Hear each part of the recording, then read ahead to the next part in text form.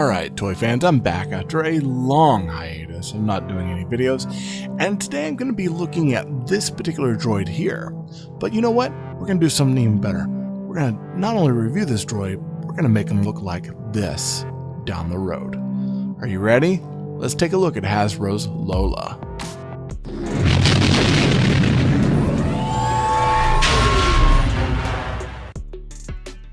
Hello toy fans, I'm here with another one of our toy openings today.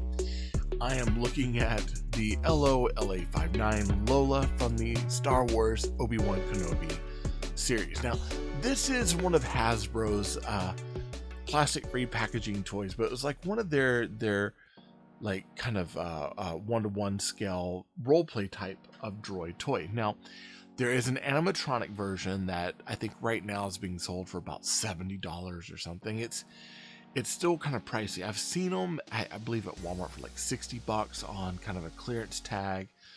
Amazon's got a few. Most of the time, they're about $99. And that one, you know, moves on its own, does all sorts of stuff. But this is going to be more the kid-friendly version. And when I say kid-friendly version, I mean it's got lights and sounds. And that's pretty much it. Everything else you pose on your own.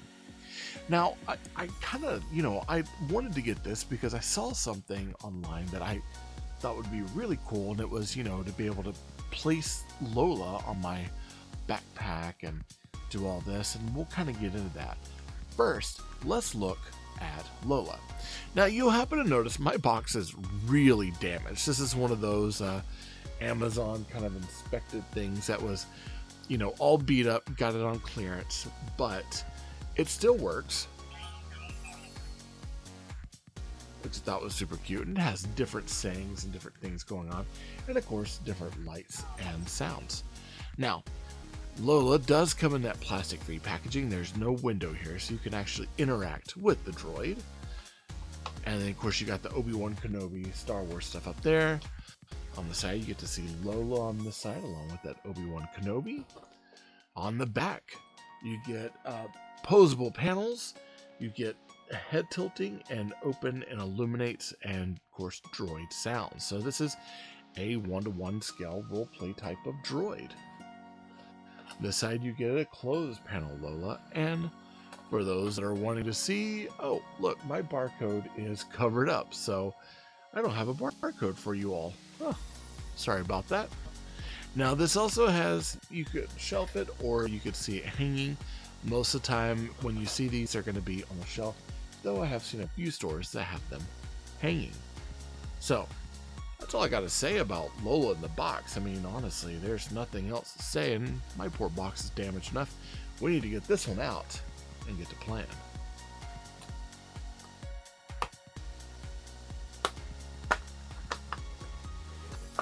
And of course, outside of the packaging, this is what we have. We have, of course, our one-to-one scale Lola robot, which I believe in the show, based on Princess Leia holding Lola, it seems like everyone's talking about it being bigger. I honestly think that this is actually very close to the size, if not Lola actually being smaller. But I know the animatronic is probably a little bit bigger, a little bit thinner. This is a little bit more bulky and heavier. Either way, it's still considered one-to-one scale because this is like a role-playing toy. Of course, you got Lola here, and then you get this instruction sheet with a whole bunch of extra. What is all this? Let's see. This looks like a whole page of legal jargon that just says caution. Let's see. This product has batteries and must be disposed of at your local waste place. Okay, so talking about batteries and placing batteries as needed. Done. All right, let's take a look at this. So we've got, of course, what is this? Another sheet. What does this one say? Warning: choking hazard, small parts not for children under 3. Okay, done. Get out of here. So let's take a look at this one. Okay, so this is a 4-up toy. It is Star Wars Obi-Wan Kenobi, LO-LA59 Lola, and it's a part of the Disney run of Hasbro. Okay, so we get something about replacing batteries. It looks like you just remove the top, place batteries here, lights and sounds, moving the panels up and down, You can move the top up and down, and of course, I guess press the button again for more lights and sound, which makes sense. I mean, that's pretty self-explanatory. Not a lot going on with that instruction sheet. Now let's take a look at Lola. So on this one, it looks like you can close her down like this. Oh, and there's some really good range and tilt. So there is a ball jointing on this tilt part here that allows for the droid to tilt all the way around, which is kind of cool. I like it. And of course, there's a little bit. Is there any hinging on the legs? It does look like it. It looks like the legs are actually fairly static. They're not moving. They might be. Yeah, no, those legs are not moving. You got the ball jointing here, but this is just working as a stand here to hold this droid into place. Of course, you have this kind of lens over here. You've got, of course, the light up lens here with the that's cute, with the interactive light. And you have the antenna back here. My antenna feels like it's a little bit kind of messed up. I might heat that and see if I can't get that to pop up. And then of course we've got the panels here. So one thing to note, the panels, so they're hinged in here, which is nice because you've got this kind of metallic plastic here that's supposed to mimic this metallic here, and then you've got these that are basically pressed in. It's one of those that if you pull too hard, you could possibly pull those panels out. I would say if you're concerned about that down the road, maybe a little bit of professional glue would help put that in place. But the panels just lift up and down. They don't actually turn or do anything else. And you turn them all on your own. So, let's see, panel up. Yeah. That's kind of cute.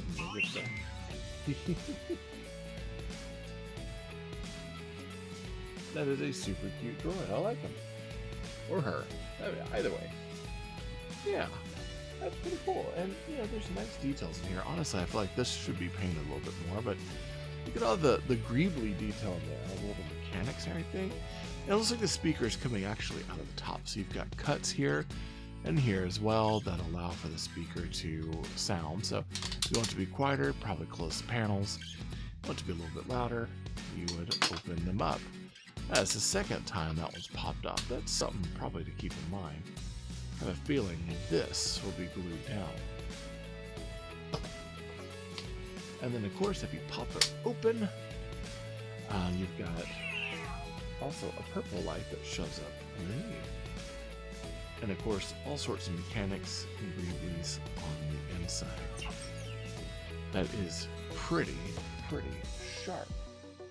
It's a cool looking toy. I like that. I was able to get mine off Amazon for about 20 bucks. There's another one that I was able to bid out for about 15. In all honesty, it's one of those where they're on shelves for about $35 to $40, and in this case, I would probably wait for it to come down and sell.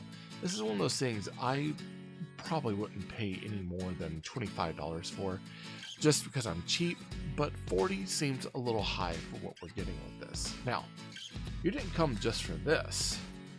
We came because we actually want to customize this. Let's get to customizing. Okay, for the first part of this build, there was something I wanted to bring up. So, on Etsy, there's a shop called Corner and Coruscant, and they sell this kind of stand thing. They both have parts for the animatronic Lola, but they also have the parts, kind of stand pieces for the LO-LA59 Hasbro kind of cheapy kid one as well, and that's the one that we have. Now, this shop has these pieces, adapter pieces, and it's a small business, but it's a really cool business. There's see if I can get that QR code. I can't get it to come up, but it is that Corner and Coruscant. You can look up at that Corner and Coruscant on Etsy, and you'll find it there. Of course, there's the merchandise guild. They've got all sorts of cool stuff. This is definitely a shop to check out. And what I love is the whole presentation. This is an extra sticker that was attached to the package, so you knew it's for your droid.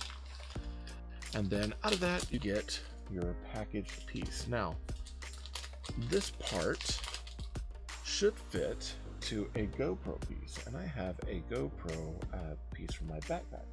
So the goal is to be able to get this in where the leg socket is, still have Lola, or mine's I think going to end up being a boy, tilt and do all the things it needs to do, and this will be attached to the GoPro mount on my backpack so my droid can go with me. So let's clear this area up and let's get Lola taken apart. Alright, so bringing Lola back in, I figured first things first, let's go ahead and let's separate. One of the things, when you want to change the batteries, you just pull this apart and there's like little notches in there that will open up, and your battery pack is right here. So we'll actually open up that battery pack and get that all taken care of. Other things I want to remove, I want to go ahead and remove these panels since these are kind of popping off, and they just kind of pop out of place. And pop that out of place. I have a feeling I'll probably be masking it, keeping these pieces the same, eye areas the same. I might be masking this off because this is like it's painted, so I'll kind of keep all that together. Keep this the same, and I'll probably just be painting the shell and the wings, and that might actually be it. On these, I might actually do a little bit more of a metallic color on the inside. For those, I might just paint the whole thing metallic instead of leaving those pieces in place. So let's get a screwdriver. Let's get this thing taken apart.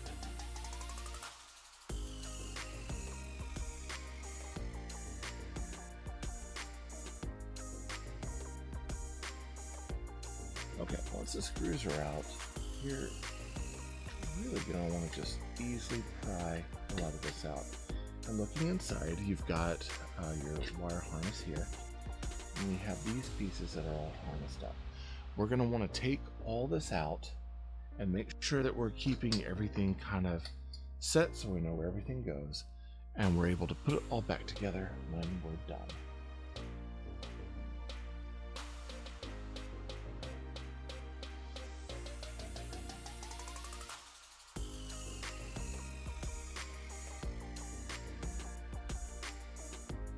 And then of course when you get to this part of the wiring harness, what you want to do is you want to gently pry out on each of these corners, because you really don't want to break any of the post, and you don't want to lose everything. You don't want to fall off and lose it. Right now I'm in the mid-construction on this room, so if I lose a part of a piece, there's a good chance I lose that part of a piece, definitely until the room is completely done. This is our shell, so we're going to want to paint. We're going to want to sand and paint this, and these pieces here. So we'll put them off to the side. The other pieces here, I might actually put a little bit of silver on this to kind of brighten it up, and might even get some dab of silver on this. And might even brighten these up as well to kind of get them maybe a little bit more of that metallic. And everything else I think I'm going to leave as is. So we got these pieces we're going to be working on for the top. Now we need to look at the bottom. Now all of this I pretty much want to leave alone, though I'm thinking about a metallic on this, though the metallic looks pretty good. So there's a part of me that says I should leave this as is, because it's almost the same metallic as this, which is what we want. Whereas these were a little bit gray, and these not so good. But we had to get into here in order to get our mount piece done. So let's go ahead and unscrew this. And of course there's 2 screws on the inside as well. Alright, so now when you get down to this portion, you'll get to see that you've got this like socket here, and you've got this screw right here. This screw right here, I'm going to go ahead and release this one screw. And that should be right there for our socket. If you look, you've got kind of a circle with a little bit of a dip on it. That's going to be right here. That's going to be where our socket, the new piece, goes. Now these I'll just keep around. I might use that for some sort of greebly thing down the road. And then I'll grab our trusty stand piece here from that corner of Coruscant. And I like it because it still leaves, it seems like it would allow it to still move a little bit. Not by much, but a lot of that will be the GoPro. So let's go ahead, we'll screw this into place so we have it.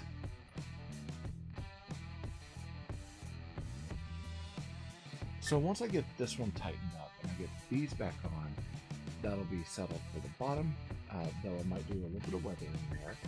This part, I need to take care of sanding and priming some of these pieces. So let's take a look at what we're going to sand and prime. Let's clear the area a little bit. Now when it gets down to these pieces here, these are the ones that obviously I'm going to be priming and painting a lot more. So for these, I'm not concerned about taking the paint off, because I will actually prime these all gray and then figure out what our paint scheme is going to be. And these will actually be both front and back. This one will only be the tops, so I don't have to worry about the bottom. Top sides, and this will go silver with those. So let's get to sanding some of this.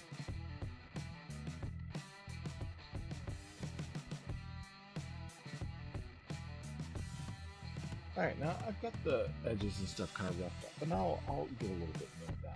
It has a good enough grip to it.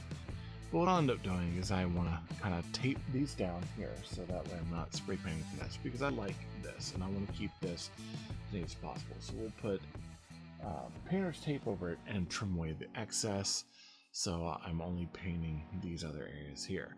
And then all of these, actually, might have some good damage to it.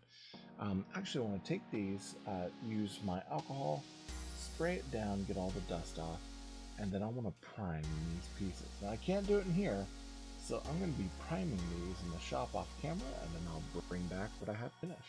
Alright, so the pieces are primed and I've got it all set. I've got these painted silver, and I've got the lenses here, and I'm looking at them and they look good. You know, I've got no complaints about them. They got a nice sheen to them. These came out really nice. They're nice and kind of metalled out here, and these have been primered gray. Now, I originally was thinking about doing a whole Halloween theme and calling them Hal and all that, but the thing is that I really wanted to go with paints that I have.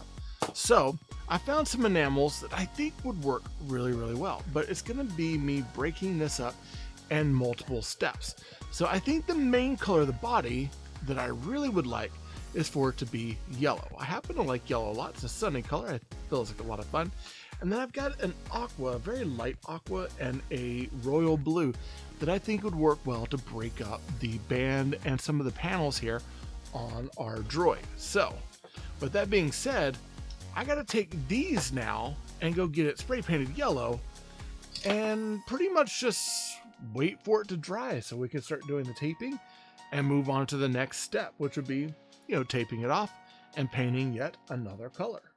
All right, and then of course here's our yellow. Now I had to go in and do multiple coats, and honestly, there's some areas that's kind of thickened up that I'm not really too keen on, but I know I'm going to be covering and coating this. Now originally I thought I was going to do it all in enamel, and it comes out that, hey, you know, I've got primer that was in a acrylic.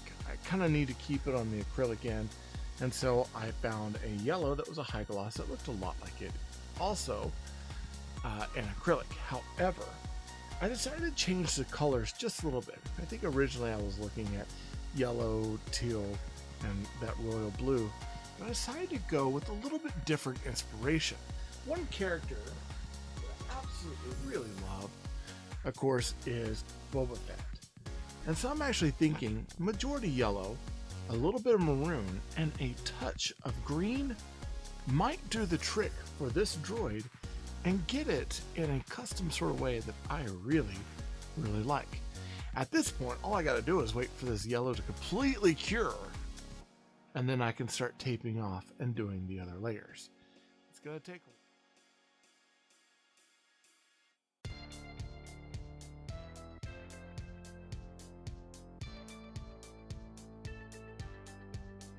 All right, gave it a little bit of dry time, and now I've got the maroon on, and it pitted a little bit, and I'm okay with that. This spray paint was an older paint, so it did a little bit of texture, which I think is kind of cool. We're going to peel this off and see how well that works. Now, whenever I'm doing paint, I like to pull across and away from the last paint that I did. There we go.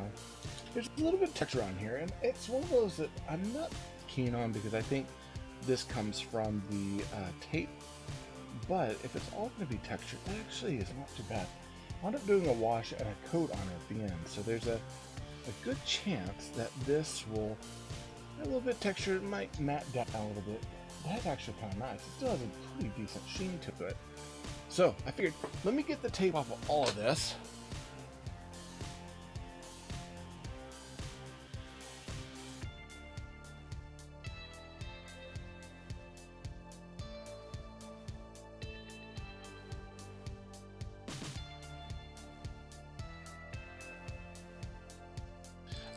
We'll let that cure, and then I guess we'll be taping off and going back to the paint shop to do green this time.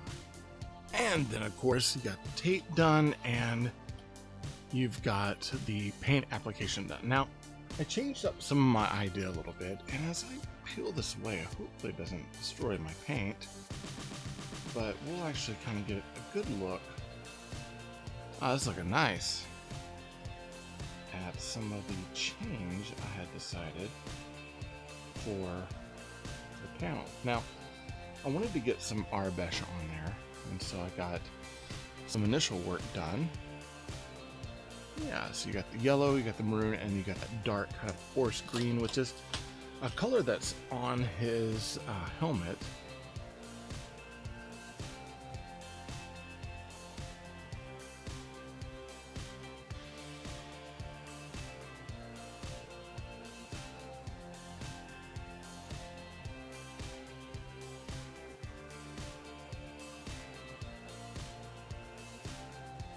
All I gotta do is touch up the metallics on the inside, and then we'll just start putting this bad boy back together.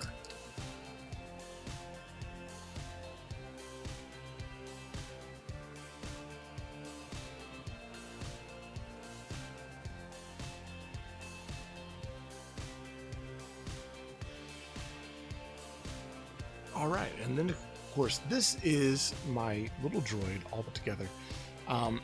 I had to do this off camera because the way that it's easier to take apart, getting everything positioned back in here is a little more difficult than I initially thought.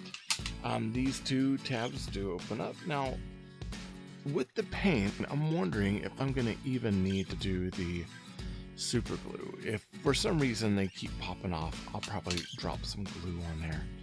But other than that, I feel like these might actually hold a little bit better than before. And of course, for my weathering technique, I like to use a raw umber acrylic, and I use a heavy body one. I like to water it down, so get it probably at 30% consistency paint, rest water, and you just paint it on, let it get in the crevices and start wiping away.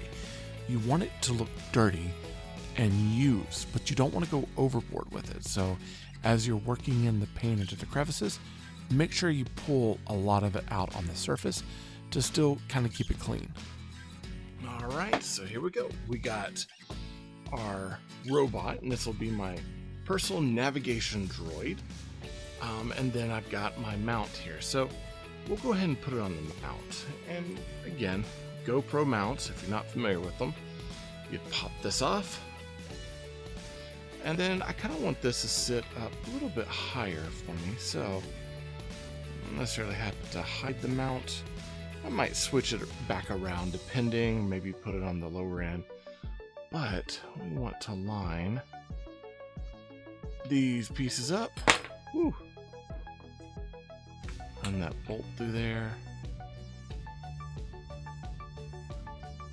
Yeah, and just tighten it back down.